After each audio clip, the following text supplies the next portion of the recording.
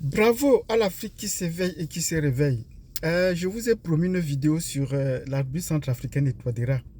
Ceux qui ont suivi ce petit live savent déjà que j'ai annoncé que je devais faire une vidéo sur lui.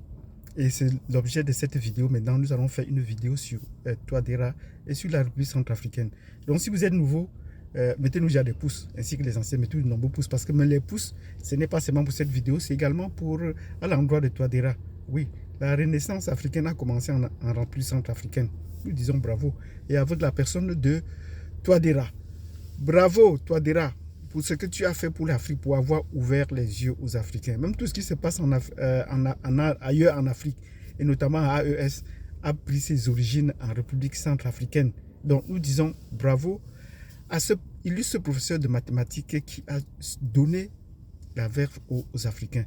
Mais il y a également ces points faibles que nous allons évoquer dans cette vidéo qui n'est pas très facile à cerner, mais que nous avons pu trouver quand même pour lui dire il y a des choses quand même qu'il faut améliorer.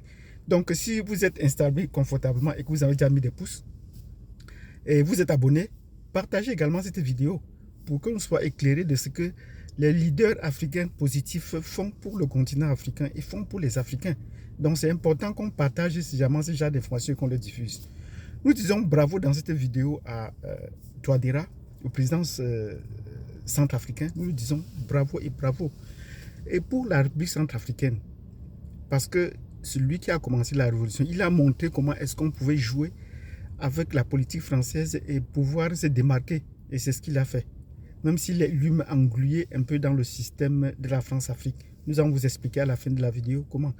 Donc, nous disons bravo, parce que tout récemment, il a signé un important contrat avec un homme d'affaires camerounais à la personne de Fokam Kamga, que vous connaissez comme l'homme qui a la chaîne. En Afrique, on le connaît comme l'homme qui a une banque qu'on appelle la Freeland First Bank. On le connaît pour ça, qui a eu beaucoup d'initiatives sur le plan de l'épargne locale. Dans les petits villages, il y a eu des petits groupes de tontines locales qui l'a rendu populaire. Mais hors de l'Afrique, on le connaît comme celui qui est l'initiateur de la chaîne Vox Africa. Si vous connaissez Vox Africa, c'est donc lui qui est le détenteur. Donc nous disons bravo pour déjà avoir mis sur pied, et il a des initiatives économiques pour prospérer. Donc il a tout récemment été en République centrafricaine et il a signé un important contrat pour la production de l'hydroélectricité, pour la culture de la canne à sucre qui va servir dans l'électricité, dans la production énergétique, et pour beaucoup d'autres productions agricoles sur près de 100 000 hectares. Nous disons bravo pour ces financements. Le chiffre, ce chiffre a des millions d'euros. Oui, nous disons bravo. Nous ne donnons pas le chiffre parce que, évidemment, ces chiffres-là sont des chiffres parfois un peu biaisés, des chiffres comme ça. Mais là, déjà, nous disons bravo. Qui va faire ce projet en coopération avec un homme d'affaires indien? Donc, voilà à peu près ce qu'il y a lieu de retenir là-dessus. Donc, si ça peut permettre à la République centrafricaine d'être autonome sur le plan énergétique, nous lui disons bravo. Nous attendons vivement que ce projet prenne corps, que ce projet s'installe et que désormais, et que rapidement, on voit des milliers d'hectares de la canne à sucre prendre corps et qu'on l'utilise. La canne à sucre, désormais, dans beaucoup de secteurs, on en a besoin. Ce n'est pas seulement pour l'utilisation de sucre, de son sucre, mais on peut l'utiliser dans beaucoup d'autres domaines. Nous attendons que cette industrie prenne corps en Afrique, en République centrafricaine. Nous disons bravo. La terre est très favorable de ce côté. Donc nous disons bravo à Touadéra, cet illustre professeur de mathématiques, parce que je vous rappelle qu'il a 2 doctorats en mathématiques. Il a fait un en France et il a fait un à l'université de Yaoundé 1 au Cameroun. Donc c'est un professeur de mathématiques.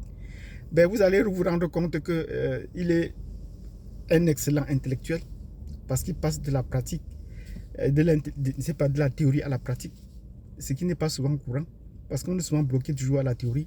On passe par la pratique, alors que la vie courante nous apprend qu'il faut aller de la pratique et on en tire les leçons à la théorie.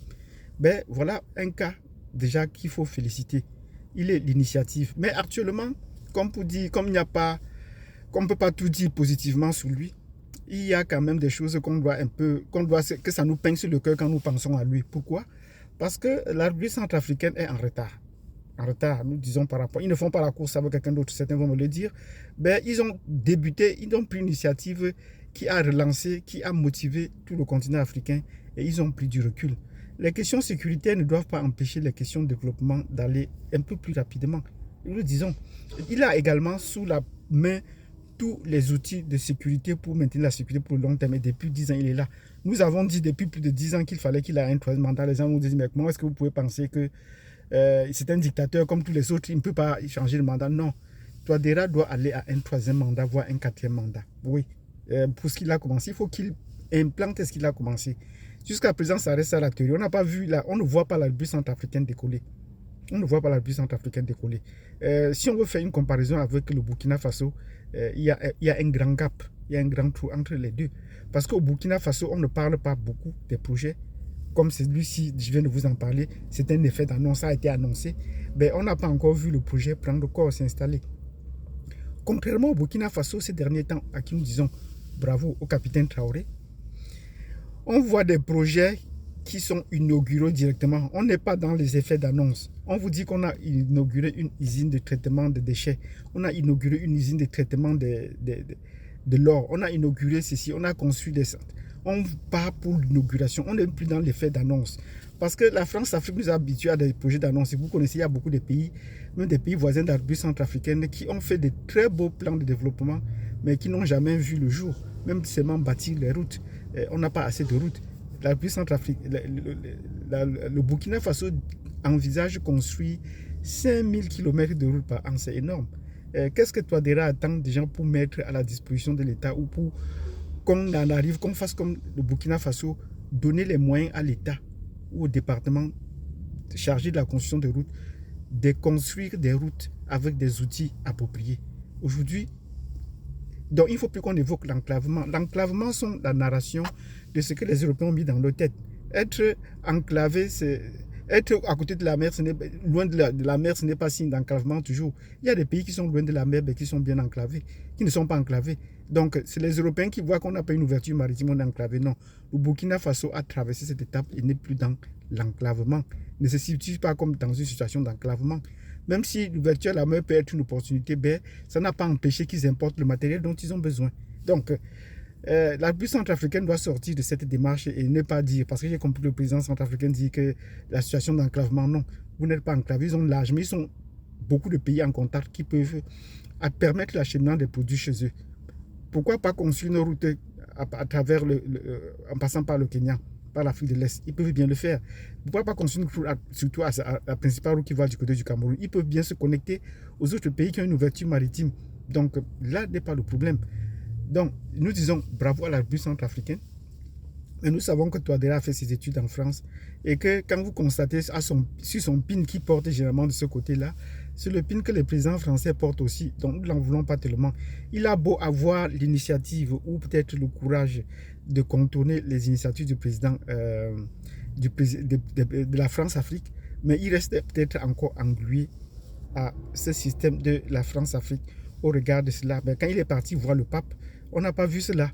Il a bien pris soin d'enlever son pin, parce que son pin désignait bien son appartenance.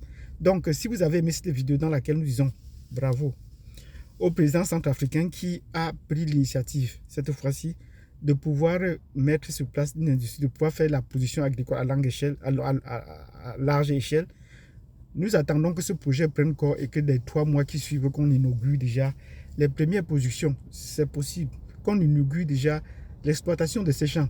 Dans les 6 mois à venir, il faut qu'on parle déjà de ce que les premières cannes auront déjà produit ou d'autres produits agricoles qui vont servir à des produits énergétiques. Donc nous leur disons bravo déjà pour cela. Donc si vous avez aimé cette vidéo, mettez-nous des pouces, mettez-nous de nombreux pouces et pour le président centrafricain et nous vous donnons rendez-vous à la prochaine vidéo. Merci.